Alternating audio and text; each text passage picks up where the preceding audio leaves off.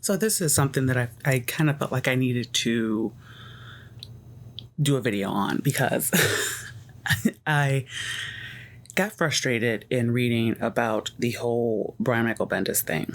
And, and I'm tired of this topic of everything needing to be relevant and everything needing to be topical, because I feel like that is a very dangerous game that creative people have been playing. Because let's be honest, some of the best work has been timeless, and that's what you want to achieve when you are creating something that's going to be timeless. Topical things never age well. They just don't, because they're topical. So they're only relevant to that specific time period of which they came from. It's why, like, if you see an 80s movie, you know it's an 80s movie, because in a lot of cases, it's extremely topical and there's no other way that they made it. And so in this conversation, I really just want to I want to talk about the understanding of, our worldview versus agenda, because there is a difference. Now, I would say that a good person to look at for that would be Sean Gordon Murphy. Now, I still said I've not read his White Knight. I've not read his White Knight series because I'm not really interested in Batman. But I enjoy that for him. As he mentions, he worked really hard to make sure that he wasn't using his political leaning to sort of, create an agenda in the story. And that's really what you want, to a degree.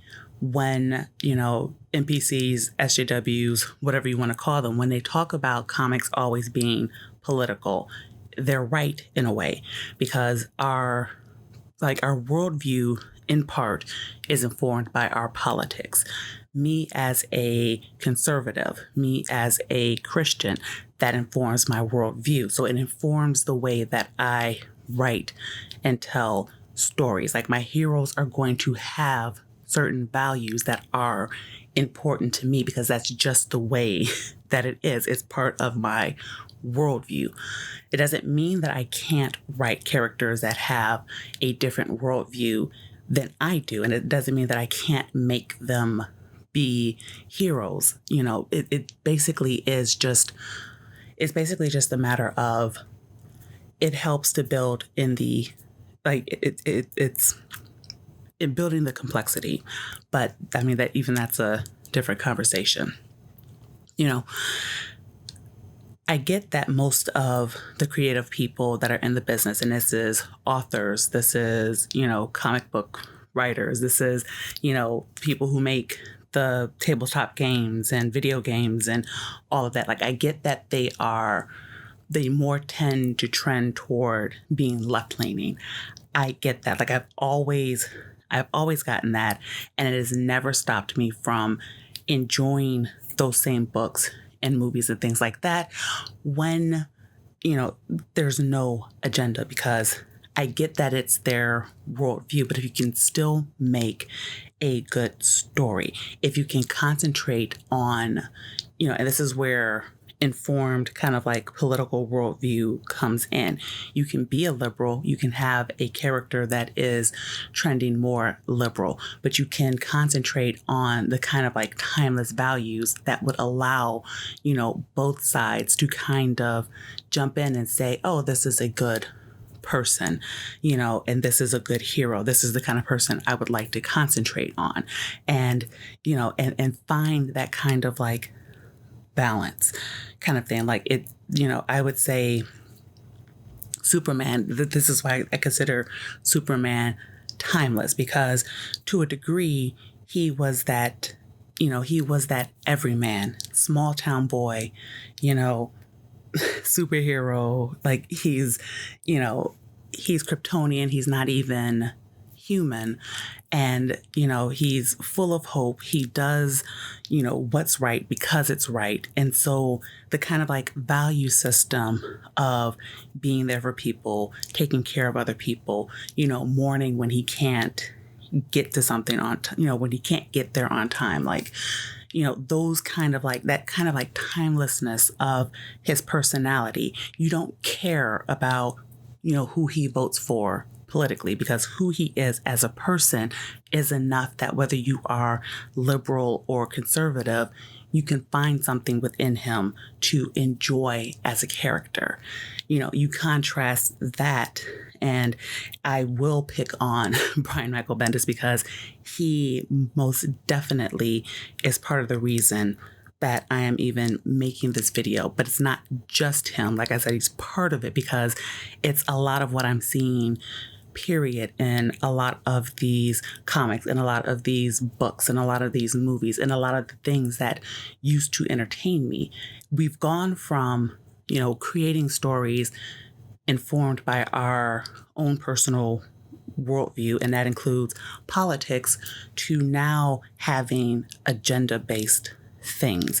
And I'm picking on Brian Michael Bendis because he created Riri Williams, and his run of her, she was not a hero at all. She was pretty much a villain. And, and a lot of these characters where an agenda is what they're doing. I would even put Ms. Marvel in that, because I would put Captain Marvel in that. This new X-Men, it's the same thing, because it's now become agenda based. It's now become because we want to tackle a belief system that is so against what we believe, even though we don't understand that belief system, that we're now utilizing these characters to preach at and lecture. And it's not just comic books that does that. It is also books. Like, I can't tell you how many authors I've had to stop reading of their new work because, their work went from storytelling. It went from, you got the sense that they were liberal in their politics. You got the sense of, their worldview and the way that they told the story, to now everything is about bludgeoning you and forcing you to, see their worldview, like trying to force you now to believe their worldview and to follow their worldview.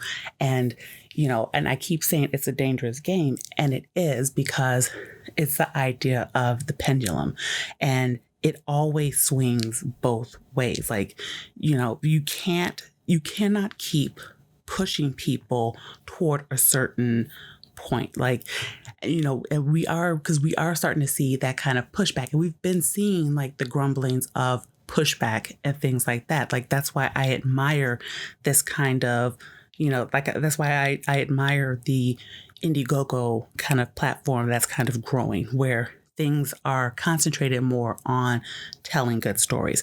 Now, it's not perfect, and I will maintain that it's not perfect, because, it's aggravating to have a number of it's aggravating to have a number of products that you could, kind of look at and back, according to your liking and whatnot, and then have to wait so long for these things to come out. Like, that is an aggravating thing. But as a platform, as part of the backlash, that happened against the industry, it's something to be applauded, because it was essentially creative people looking at the landscape and saying, okay, Marvel, DC, you're not giving us what we've asked for. You're not giving us what we want. And, we want good stories. We want you to concentrate less on the agenda. Like, where I kind of disagree is, I see the point where people talk about creators' personal Twitter accounts. I mean, certainly, like, if you're going to use where you're working as part of your Twitter account, then yes, I do believe that you should then tailor it to kind of working situations, or have two different kind of Twitters, have one for work purposes and then one for like your personal your personal life and purposes and things like that. Like, I don't have a problem with that at all. But I think when it comes to, you know, I think when it comes to storytelling and things like that, what has always been successful is people having that kind of passion. And yeah, you have a certain political leaning, and people may be able to figure out your personal, they may be able to figure out your personal leaning because, like I said, our worldview is something that is just part of us. And whether you are left, middle, or right, you have a way that you think, you have a way that